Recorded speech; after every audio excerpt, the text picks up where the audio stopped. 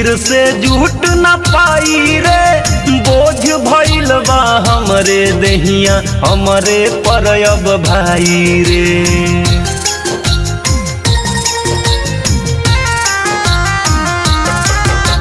टूट गइल बा दिलवा ऐसन फिर से जुट न पाई रे, बोझ भइल बा हमरे देहिया हमरे पर अब भाई रे।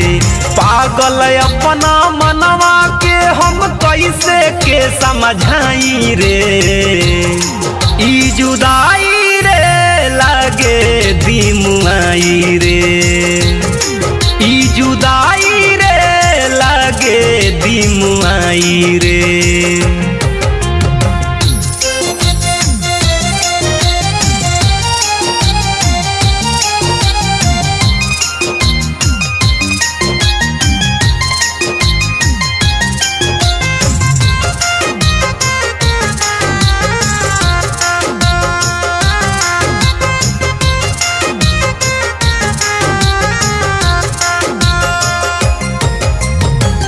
हरदम हर पल हमारा से राख तारी दूरी, हम उनका के चाहिए बस ये बा मजबूरी।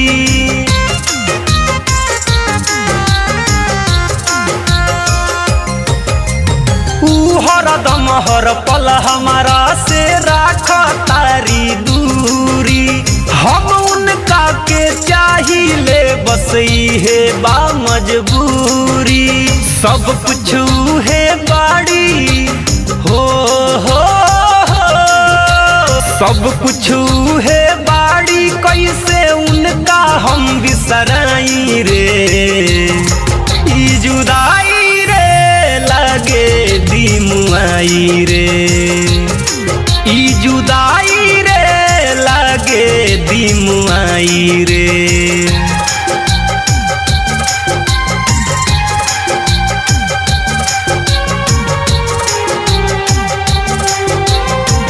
म्यूजिक बाय गौरव रोशन।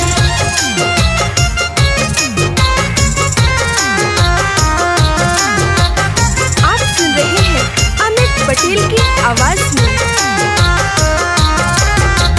का बतलाई का समझाई हम तोहरा से अमित हो, दुख में डूबल बानी हरदम गाई गम के गीत हो।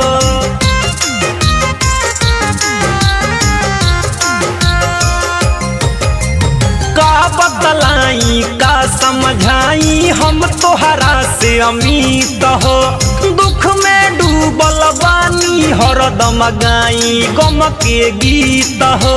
हम ना जानत रहनी हो,